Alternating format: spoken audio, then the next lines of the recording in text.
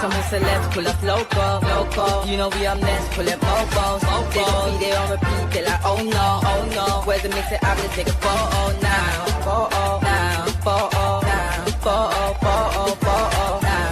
For now, I'm loco. For now, preserve the beat, I'm more loud. I said I'm more loud, I'm more loud.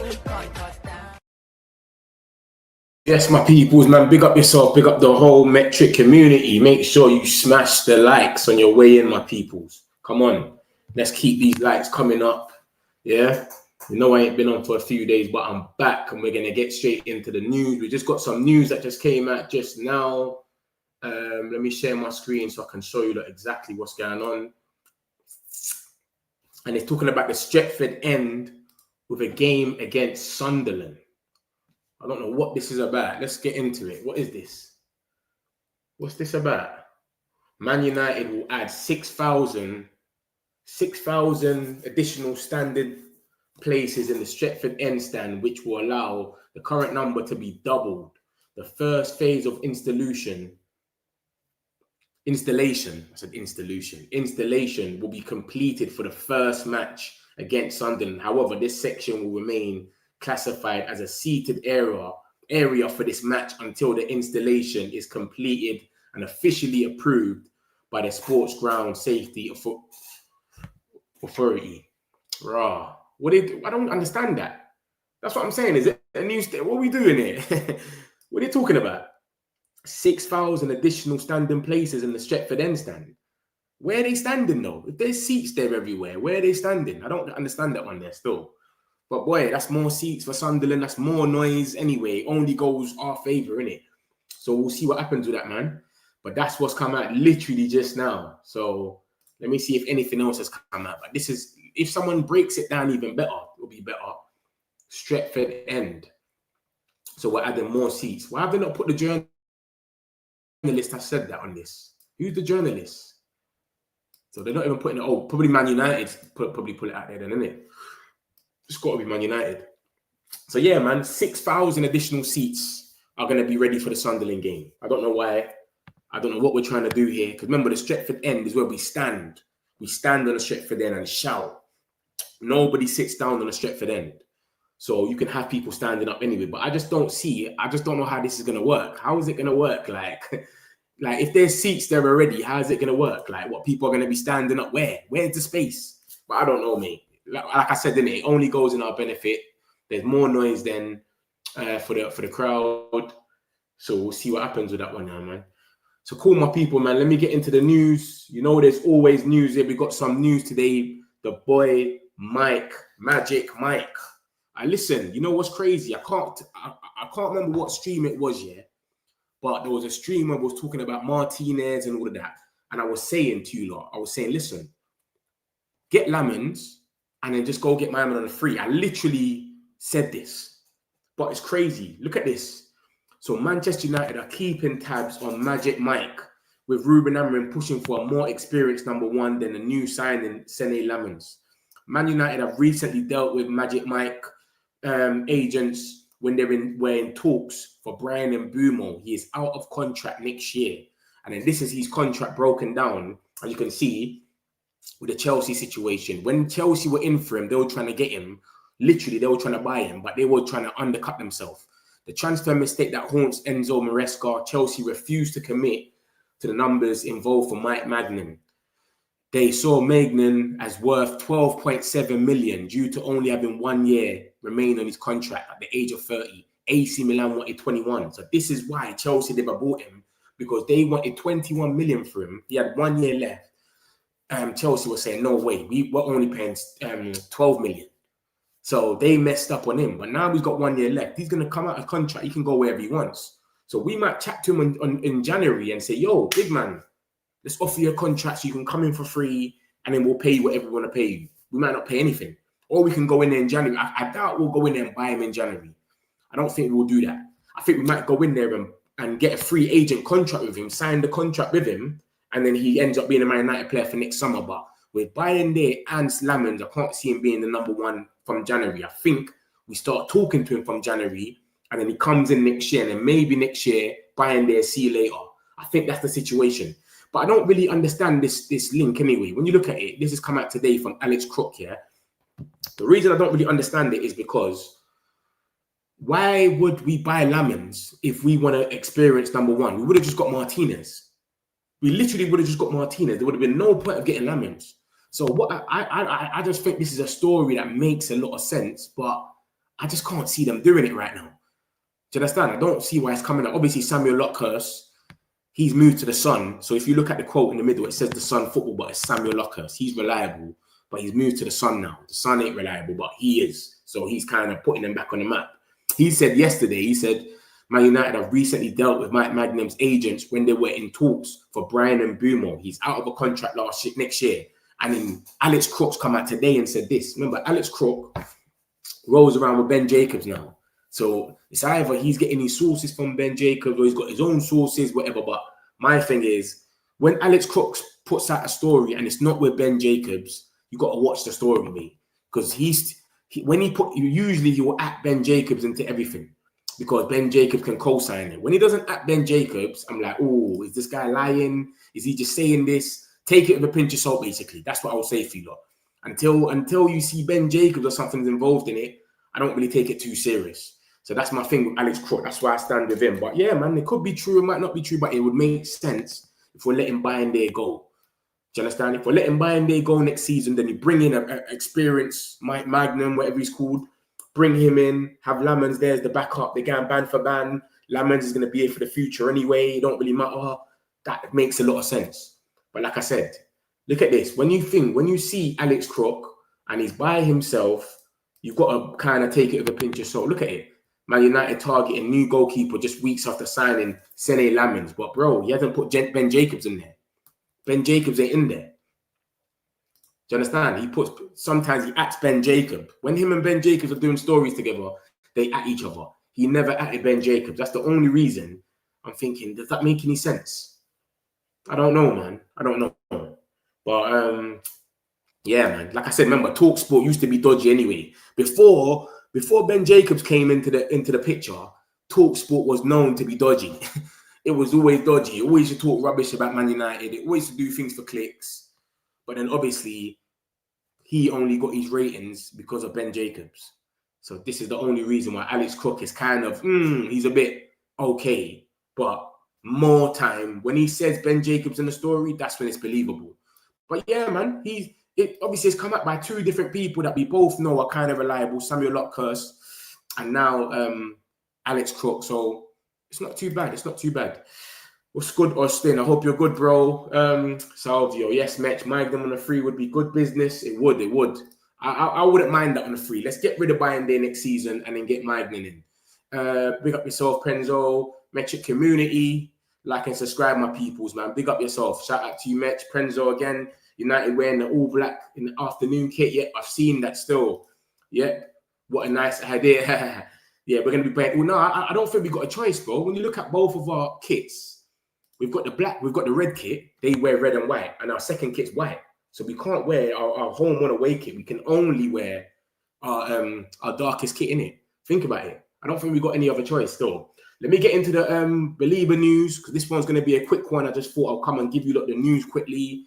Do you understand? This is the Baleba stuff now, to let you know that he's still the #1 target. He hasn't been on the best form, Baleba. Everyone's saying he's on his mind, etc.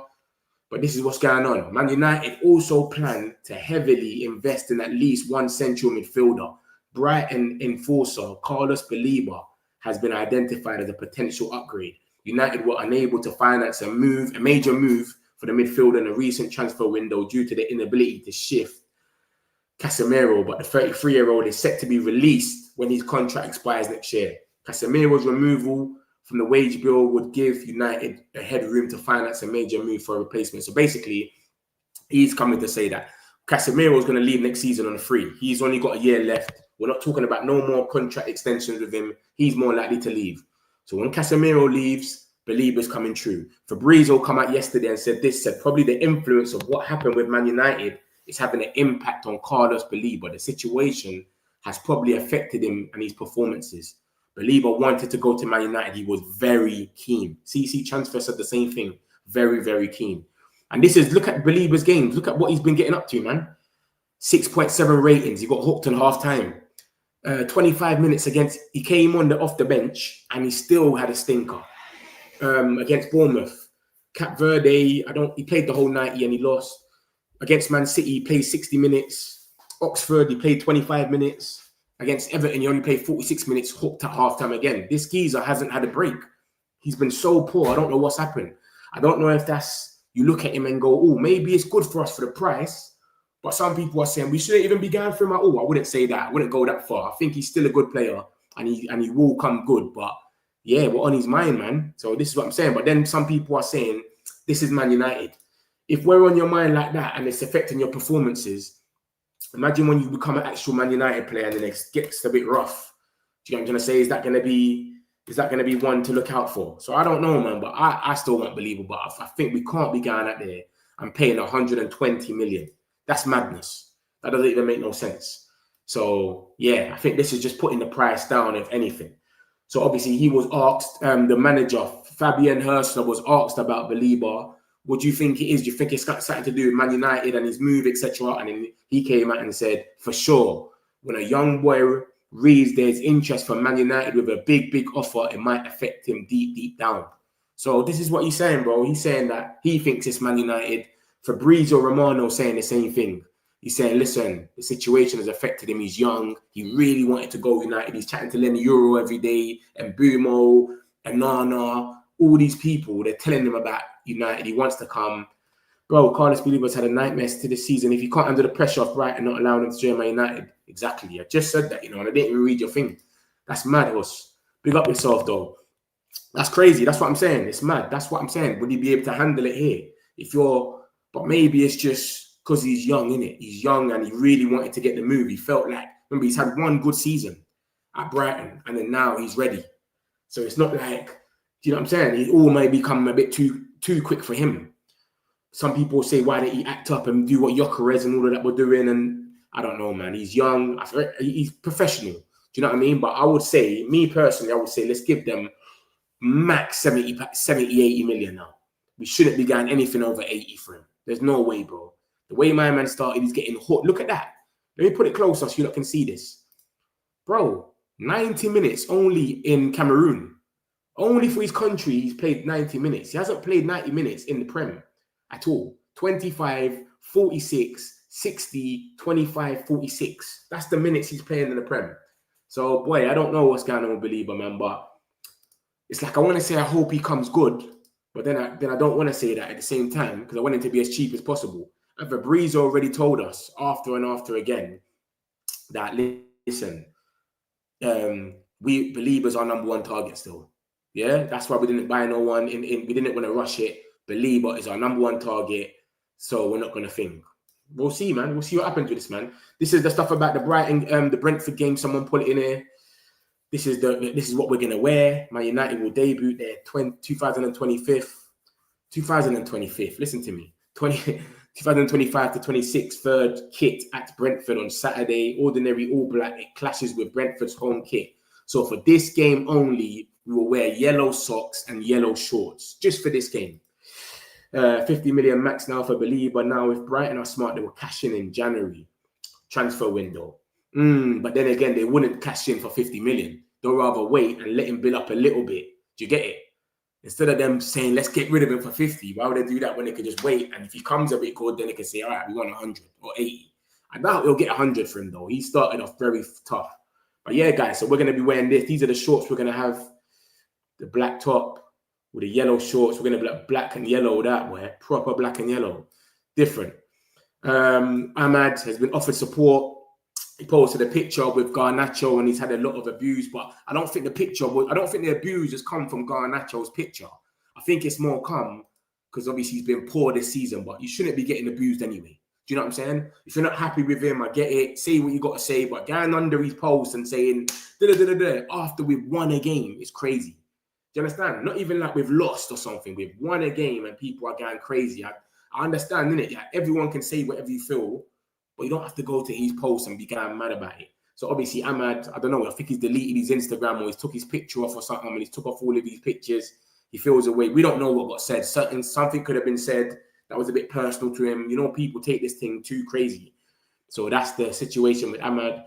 That's the kit I just showed you, lot. And yeah, my guys, man. So yeah, the Instagram upload was naive, but stressed that Ahmad is okay in the wake of the ideal. Yeah, that's calm. So he suffered a bit of abuse, but we don't know what the abuse is. Like I said, it's not right, man. Man shouldn't be getting abused on their post if we've won a game. I understand he's not been the best, but bro, we've won the game, bro. Just chill out. We're in a good mood. Do you understand? We haven't lost. No new about Work's poor start to the season, but all this. Yeah, exactly. Exactly. Help changing the keeper. Verts has been poor, but they're winning every game. So they're not even thinking about They won't talk about him anyway. They won't talk about Unai Emery, who had the easiest start to the season, by the way, you know. Unai Emery had the easiest start to the season, and he's in a relegation zone, bro. No one's going to talk about that. Look at this. Who will win? No, not this one. Where is it? They put out another report. Man United had the hardest. There we go. Look at this. Look, bam. Look. 4 days before the 2025 to 26 Premier League season began, we assessed the difficulty of every team's opening 5 fixtures. Aston Villa's start was deemed the easiest. They're not going to talk about this stuff, bro. They're not going to talk about this stuff, guys. This is what I'm saying. Look at that. Aston Villa had the easiest run out of everyone. Newcastle at home at Villa Park, Brentford away, Crystal Palace at home, Everton away, and then Sunderland away. And they're in a relegation zone, bro. But you don't hear nothing about Unai Emery. They've scored 1 goal in the whole thing. They scored 1 goal and you don't hear nothing. We've got the best XG, this, bare stats going in our favour. 4th created chances, but everyone talks about Man United. Look at that. We had the hardest 5 games, first 5 games, and we've left there with 7 points.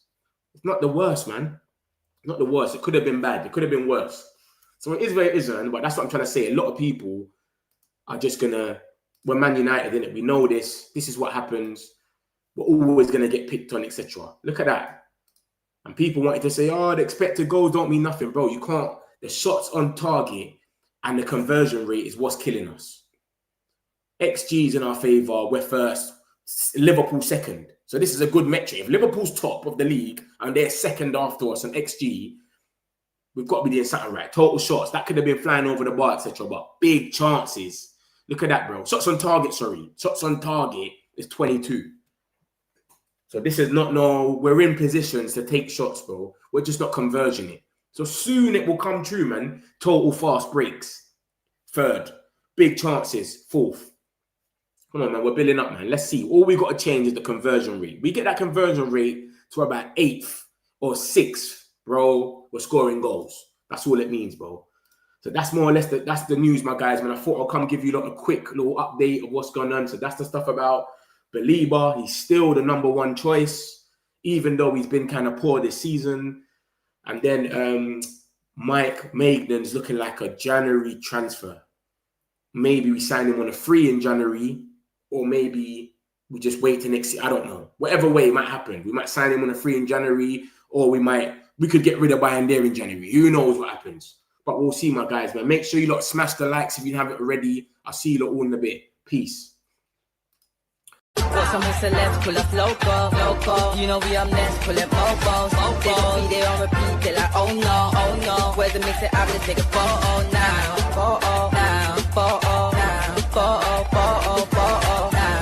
For now, I'm local. But now I preserve the beat, I'm more loud. I said I'm more loud, I'm more loud.